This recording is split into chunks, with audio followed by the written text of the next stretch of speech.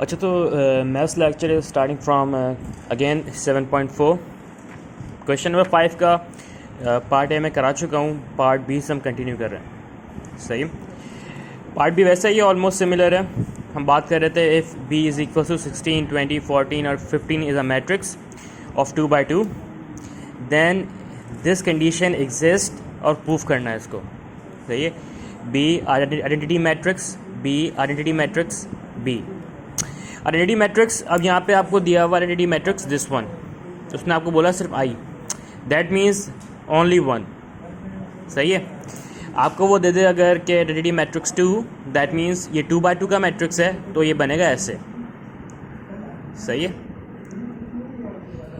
अगर कुछ नहीं दिया हुआ दैट मीन्स 1 का मैट्रिक्स है, 1 रो 1 कॉलम तो 1, और 2x2 का मैट्रिक्स है जिसमें डायगोनल में 1 होगा और एक डायगोनल में 0 होगा। सही है, अब यहाँ पे आपको दिया हुआ तो ये वाला है, लेकिन मैंने ये वाला यूज़ किया है।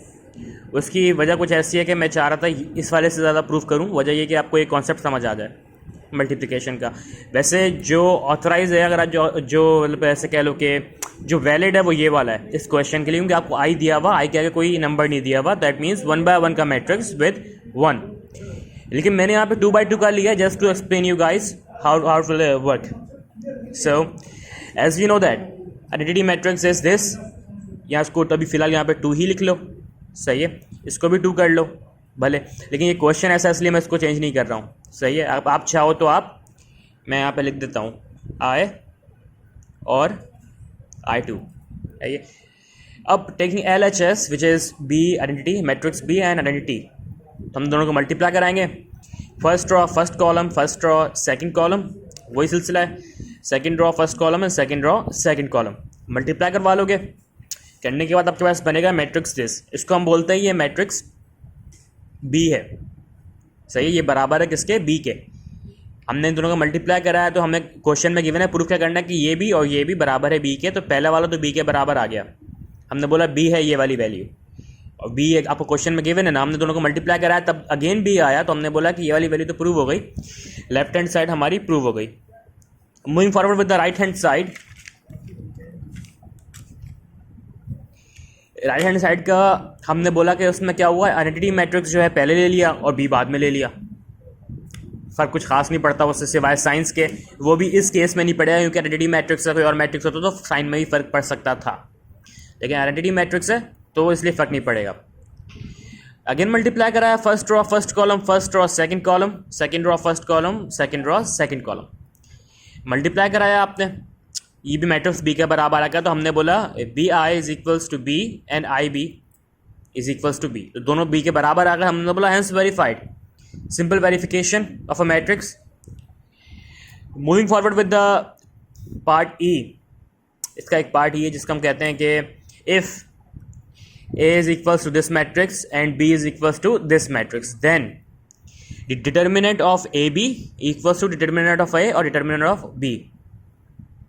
determinant जो है A और B के मल्टीप्लाई करने के बाद जो मैट्रिक्स आएगा उसका जो determinant है वो बराबर होना चाहिए इस दोनों वैल्यूज़ के। मतलब A का आप B मैट्रिक्स का निकालोगे determinant अलग से, A का निकालोगे अलग से, और इन दोनों को मल्टीप्लाई करा के निकालोगे अलग से। तो taking from the left hand side, left hand side ले लेते हैं पहले। हमने पहले इन दोनों का क्या करना है, मल्टीप्लाई करवाना है। मल्टीप्लाई करवा लिया, फर्स्ट रो फर्स्ट कॉलम, वही वाला सिलसिला, first row second, second row first, second row second, multiply करवाया। सिंप्लीफाई करते जाएं, हमारे पास एक मैट्रिक्स बन जाएगा विच इज़ 39, 20, 28, 16। अब क्या निकालना है, डिटर्मिनेंट। निकालते किस तरह थे, वही कंडीशन के पहला डायगोनल, मतलब अगर ये फॉर एग्जाम्पल मैं बोलूँ कि A B C and D 4 elements, तो A मल्टीप्लाई करेगा D से, बीच में साइन नेगेटिव फॉर्मूले की वजह से, then C will multiply B 28 multiply by 20। सही है, ये फॉर्मूला था हमारे पास। मतलब A multiply by D diagonal में, बीच में नेगेटिव फॉर्मूले का, C मल्टीप्लाई बाय B वो भी फॉर्मूले के तहत। सिंप्लीफाई कर लिया, अगर हम मल्टीप्लाई कराएं तो हमारे पास बनेगा 624, 39 मल्टीप्लाई बाय 16 विल बी 624, बीच में sign negative, 28 multiply by 20 will be 560 और that will be equal to 64। सही है, अब एक साइड की वैल्यू आ गई विच इज LHS, LHS हमारे पास आ गया 64। तो अब बात ये है कि हमारे पास जो RHS है वो भी 64 आना चाहिए। ये अब नाउ फॉर RHS में हमें क्या निकालना था, A का डिटर्मिनेंट, B का डिटर्मिनेंट और दोनों का करना था बाद में मल्टीप्लाई। इसमें पहले हमने डिटर्मिनेंट मल्टीप्लाई किया, बाद में दोनों का साथ में निकाल लिया डिटर्मिनेंट। इसमें हम पहले का दोनों का निकाल लेंगे डिटर्मिनेंट, बाद में मल्टीप्लाई करेंगे। निकाल लो दोनों का determinant, which is matrix A का डिटर्मिनेंट निकलेगा कि 5 मल्टीप्लाई बाई 2, बीच में sign negative, 4 multiply by 3, answer will be -2। Then B को हम इसी तरह डिटर्मिनेंट निकालेंगे, 3 multiply by 0, 8 multiply by 4 will be -32, -32 कह लो, -32 कह लो। लास्टली अब इन दोनों को मल्टीप्लाई करवाना है, दोनों को मल्टीप्लाई कराया, हमारे पास आंसर आया 64, माइनस माइनस प्लस पॉजिटिव हो गई value. Hence this equation is verified कि ये वाली वैल्यू इस वाली वैल्यू के बराबर है, hence the question is verified. अच्छा, पार्ट डी पे आते हैं हम। अब पार्ट डी में थोड़ी सी चेंजिंग है वही सिंप्लीफिकेशन, थोड़ी सी चेंजिंग है। अच्छा, क्वेश्चन में आपको अगर घुमाया फिराया जाए ना थोड़ा सा, फॉर एग्जांपल मैं आपको दिखा देता हूँ बुक में आपकी गिवन है क्वेश्चन, जैसे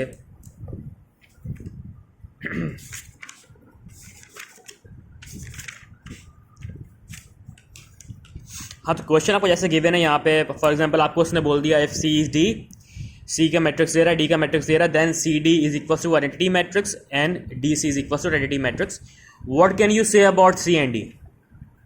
इसका मतलब ये नहीं आपसे पूछ रहा है कि आप क्या बोल सकते हो उसके बारे में, वो आपको कह रहा है इन शॉर्ट सॉल्व करने का ही, ये प्रूफ करने का ही कह रहा है। आपने प्रूफ कर दिया, दैट इज योर आंसर।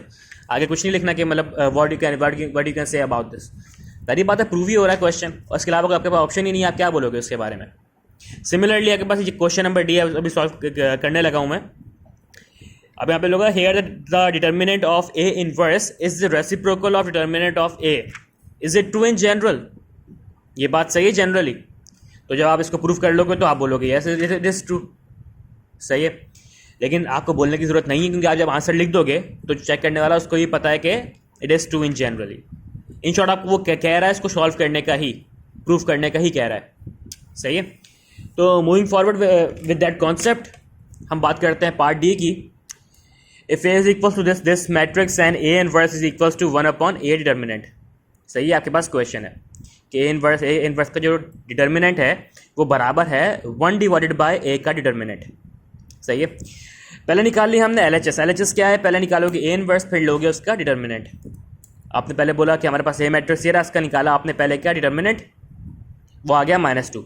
वजह उसकी है कि हमें ये वैल्यू भी चाहिए थी, हमने पहले निकाल के एक तरफ कर ली, क्योंकि RHS में कोई काम ही नहीं है, इसके अलावा क्या काम है, RHS में कोई वर्क ही नहीं है ज़्यादा, तो हमने पहले ए डिटर्मिनेंट निकाल के एक तरफ कर लिया, विच इज़ -2। बाद में भी निकाल लो तब भी एक ही बात है। अब हम ये सारे साइड सॉल्व करने जाएंगे तो हमें क्या निकालना पड़ेगा। अच्छा, फॉर्मूला क्या था इनवर्स का, एडजॉइंट अपॉन डिटर्मिनेंट, सही है। तो हमने पहले एडजॉइंट निकालना है, एडजॉइंट निकाला आपने मैट्रिक्स ए का। अब एडजॉइंट क्या था, वंस अगेन कि डायगोनल प्रिंसिपल या डायगोनल एलिमेंट्स जो हैं उनकी पोजीशन होगी चेंज, और जो सेकंड डायगोनल है उनके होंगे साइन चेंज। मतलब अगर यहाँ पे 2 था, यहाँ 5 था, तो 5 2 की जगह आ जाएगा, 2 5 की जगह आ जाएगा। एक डायगोनल यहाँ पे हो गया ख़त्म। बात करें सेकंड डायगोनल की, विच इज़ 4 और 3, इन दोनों की हो जाएगी साइन चेंज, हो गई साइन चेंज। अच्छा, ये सिर्फ 2/2 मैट्रिक्स के लिए, जब 3/3 मैट्रिक्स आएगा उसका तरीका थोड़ा सा डिफरेंट है, वो समझाऊंगा जब आएगा वो, लेकिन अभी 2/2 मैट्रिक्स के लिए ईजिएस्ट वे ये, सही है। तो साइन चेंज कर लिया, आपके पास आ गया एडजॉइंट ऑफ ए। एडजॉइंट आ गया, आपके बाद आपने क्या निकाला है, डिटर्मिनेंट हमने ऑलरेडी निकाला हुआ था, -2 डिटर्मिनेंट, तो इन्वर्स लेना आसान है। हमने बोला for A inverse adjoint upon A determinant. उसके बाद आपने इसको फॉर्मूले में पुट कर दिया, यहाँ से कर लो, फॉर्मूले के रिस्पेक्ट में लिख दिया, डिवाइड कर लो। अच्छा, अब यहाँ पे बात यह है कि आपको एक प्रॉपर आंसर चाहिए, क्योंकि प्रूफ कर रहे हो आप बात को, सही है। तो इसलिए हम जैसे हमने पहले कहा था ना, पहले आपको आप इस -2 को बाहर भी लिख सकते हो कि 1 अपॉन -2 एंड अंदर ब्रैकेट में कि ये वैल्यू जो है अंदर वाले से मल्टीप्लाई हो रही है, तो उतना आंसर काफ़ी है। वो आंसर काफ़ी है, लेकिन सिर्फ सिंप्लीफिकेशन की हद तक, मतलब अगर आपसे कोई आगे कुछ डिमांड नहीं की, यहाँ पे आगे भी डिमांड किया गया है कि आप प्रूफ भी करें उसको, है। तो प्रूफ करने के लिए हम डिवाइड कर रहे हैं उस वैल्यू को, 5 divided by -2, -3 divided by -2, -4 by -2 and 2 by -2, सही है। सॉल्व कर लो, कैंसिल आउट हो जाएंगी वैल्यूज़, 5 बाय -2, -3 बाय -2, 2 और -1। ये आपके पास बन गया कौन मैट्रिक्स, मतलब ये आपके पास क्या आ गया, इन्वर्स। हमें निकालना क्या था, हमने निकालना था डिटर्मिनेंट इन्वर्स का भी, सही है, क्वेश्चन प्रूफ करने के लिए। तो आप सिंपली डिटर्मिनेंट ले लो इसका, ये वाली वैल्यू जो है इससे मल्टीप्लाई करेगी डायगनली, बीच में साइन आएगा नेगेटिव, ये वाली वैल्यू इससे मल्टीप्लाई करेगी which is this 2 multiply by -3 upon -2, सही है। या तो नेगेटिव कैंसिल कर दो ऊपर और नीचे रिस्पेक्ट से, तो पॉजिटिव हो जाएगी वैल्यू, फर्क कुछ नहीं पड़ता क्योंकि नेगेटिव ये वाला है तो साइन नेगेटिव ही रहेगा। इन शॉर्ट आप कितना सिंप्लीफाई कर लोगे साइन तो नेगेटिव ही आएगा क्योंकि यहाँ पे क्वेश्चन में नेगेटिव है, सही है। तो सॉल्व करने के बाद आपने निकाल लिया, अब इन दोनों को मल्टीप्लाई करवा लो, यहाँ कैंसिल आउट हो रहे हैं, यहाँ कैंसिल आउट नहीं हो रहे, यहाँ मल्टीप्लाई हो रहा है, सिंपल -1 है मल्टीप्लाई हो जाएगा, तो ये पूरी वैल्यू माइनस की हो जाएगी, सही है।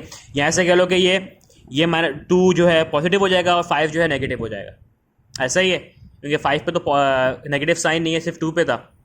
जब मल्टीप्लाई कराएगा -1 तो प्लस माइनस माइनस और माइनस माइनस प्लस हो जाएगा, तो ये 2 को पॉजिटिव कर लो पहले आप, फर्क कुछ नहीं पड़ेगा क्योंकि आपके पास यहाँ पे एक वैल्यू नीचे पॉजिटिव में एक नेगेटिव में है, तो कहा यही जाएगा कि ये वैल्यू नेगेटिव में आ रही है, सही है।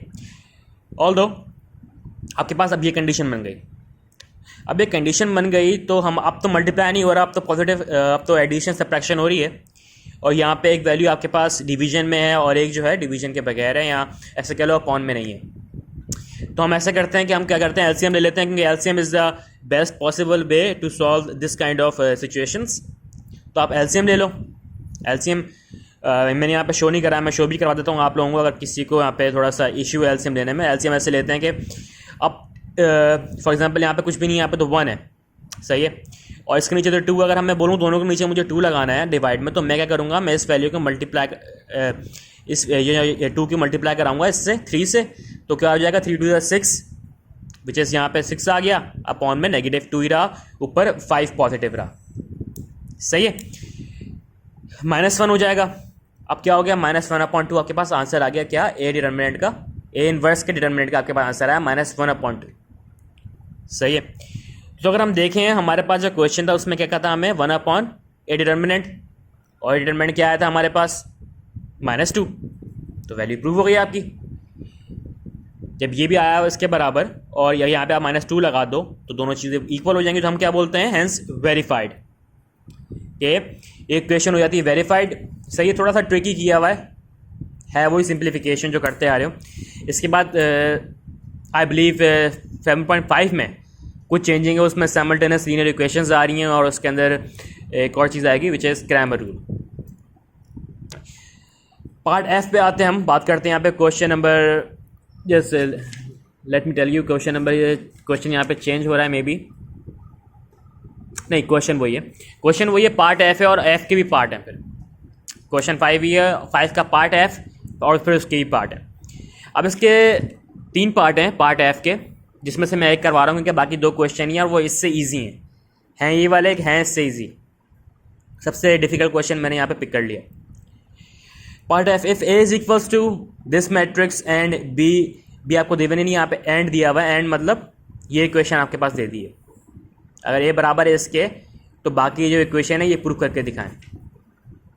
And B is equals to 4a, आपको क्या दिया, एक दे दिया, उसने बोला बी बराबर है 4a के, तो पहले आप बी निकालोगे, 4a मतलब 4 मल्टीप्लाई कर रहा है मैट्रिक्स ए से, तो आपके पास मैट्रिक्स बी आ जाएगा।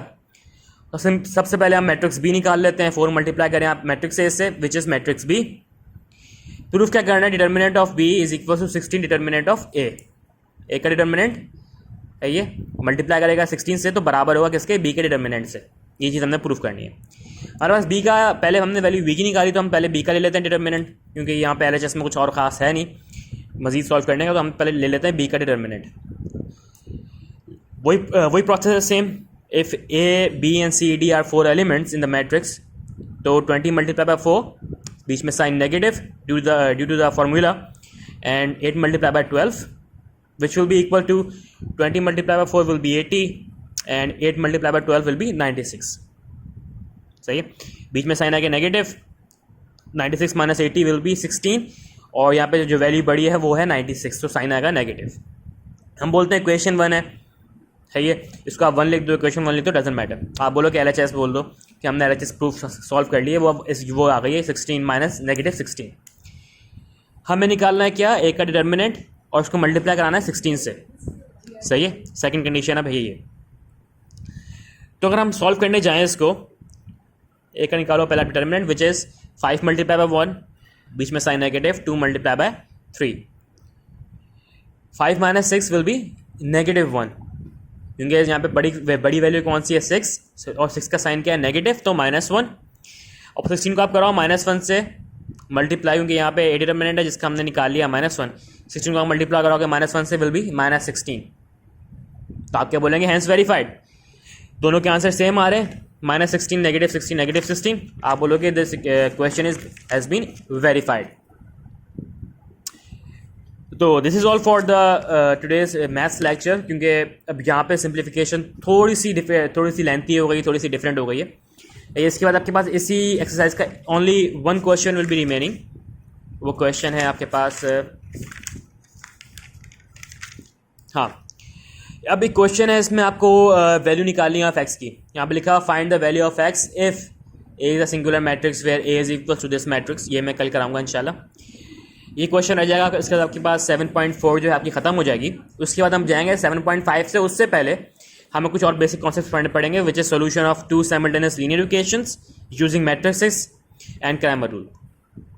आइए, और ये थी आज की क्लास, जिसमें हमने सिर्फ सिंप्लीफिकेशन ही आगे प्रोसीड किया है। कल की क्लास में भी इंशाल्लाह हम सिर्फ सिंप्लीफिकेशन ही प्रूव करेंगे। अच्छा, ये भी सिंप्लीफिकेशन में आता है, इसमें भी कोई डिफरेंट मेथड नहीं है, सेम चीज़ें हैं, इसमें भी वही सिंप्लीफिकेशन आती है, बस हमने एक्स की वैल्यू निकालनी होती है। So that's it for today's maths class. I will catch you off in the next one.